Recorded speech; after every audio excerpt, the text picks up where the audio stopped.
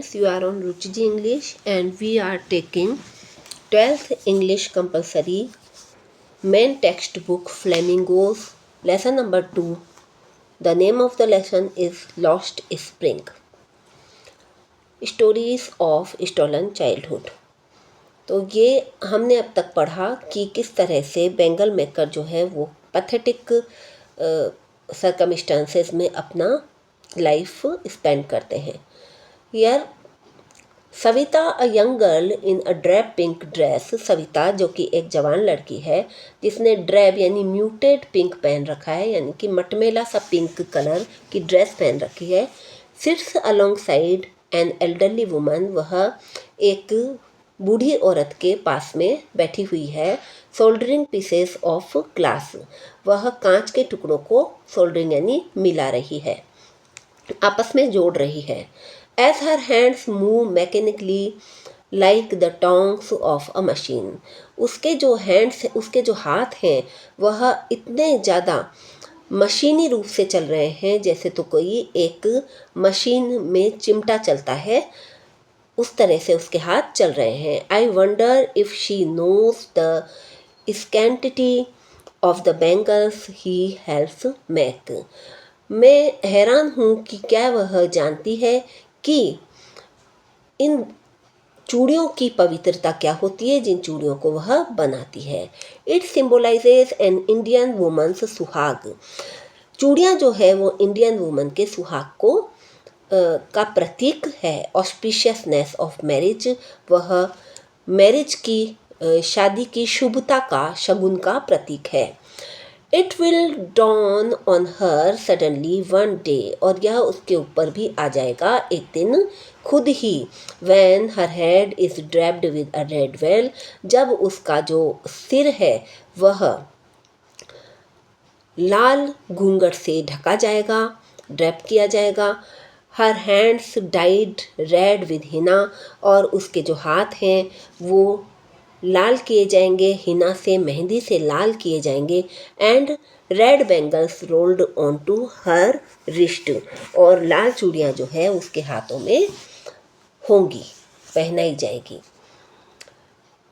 She will then become a bride. उस समय वह एक ब्राइड बनेगी, एक दुल्हन बनेगी. Like the old woman beside her who became one many years ago. उसी तरह जिस तरह उसके जो साथ पास में ओल्ड वुमन, एक बूढ़ी औरत जो बैठी हुई है, वह भी बहुत सालों पहले ब्राइड बनी थी, दुल्हन बनी थी. She still has bangles on her wrist but no light in her eyes.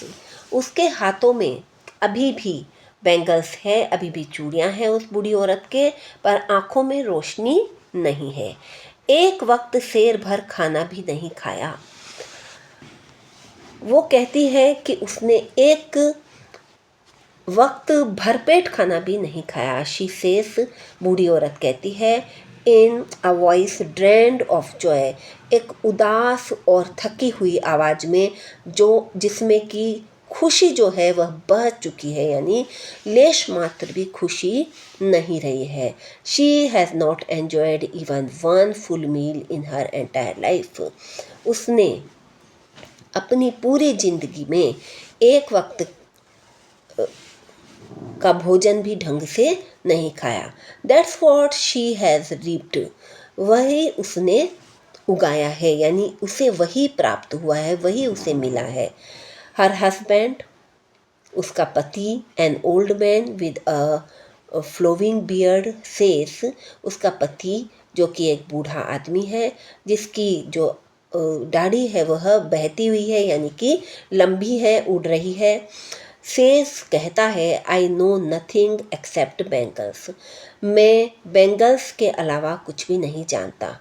All I have done is make a house for the family to live in. मैंने अपनी लाइफ में ये किया कि एक घर बनाया है जिसमें मेरी फैमिली रह सके. Hearing him. उसको सुनते हुए. One wonders. कोई सोचने में पड़ जाएगा. If he has achieved what many have failed in their life time. कि उसने वो अचीव किया है जो कई लोग तो लाइफ टाइम में भी अचीव नहीं कर पाते हैं। He has a roof over his head, उसके सिर पे छत है। The cry of not having money to do anything except carry on the business of making bangles, not even enough to eat, rings in every home. एक रोना जो हमेशा चलता रहता है कि बैंगल बिजनेस के अलावा कुछ भी करने के लिए कोई पैसा नहीं है और खाने के लिए ढंग से खाना नहीं है। ये हर घर के अंदर, फिरोजाबाद के हर घर में चलता रहता है। The young man echo the lament of their elders, जो जवान आदमी हैं वह अपने बुजुर्गों के जो दुख हैं उन्हीं को इको करते हैं, यानी वो के वही दुख बाद में वो भी दोहराने लग जाते हैं। Little has moved with time, ये का यही सिलसिला जो है वह चलता आ रहा है, कुछ भी नहीं बदला। It seems in Firozabad, Firozabad में यही सब चल रहा है। Years of mind-numbing toil have killed all initiative and the ability to dream. दिमाग को माइंड नमिंग यानी दिमाग को सुन्न कर देने वाली टॉयल यानी मेहनत के सालों साल जो हैं वह उनके इनिशिएटिव यानी पहल को और उनके सपनों की जो सामर्थ्य है उसको उन्होंने मार दिया है। मतलब उसका जो सालों से दिमाग को सुन्न करने वाली जो ये मेहनत है उसने उनके सपनों को और उनकी पहल करने की क्षमता को मार दिया है। Why not organise yourself into a cooperative, तुम अपने आप को एक कोऑपरेटिव में यानी एक सहकारी संस्था के अंदर क्यों नहीं ऑर्गेनाइज कर लेते, क्यों नहीं संगठित कर लेते। I ask a group of young man who have fallen into the vicious circle of middlemen who trapped their fathers and forefathers. मैं पूछती हूँ एक समूह से, एक जवान आदमियों के समूह से मैं ये बात पूछती हूँ कि तुम अपने आप को सहकारी संस्था में क्यों नहीं संगठित कर लेते हैं। और वो लोग हैं जिनके फोर फादर्स को और फादर्स को यानी पूर्वजों को और पिताजी को मिडिल मैन ने यानी कि बिचौलियों ने बहुत ही ज़्यादा एक्सप्लॉइट किया है। उनके विशियस सर्कल में, बिचौलियों के विशियस सर्कल में यानी कि जो इविल जाल के अंदर वो लोग फंसे हुए हैं। तो here it is, this is the 6th part of the lesson, the lost spring, and we will be back with the last part of this lesson. Bye then.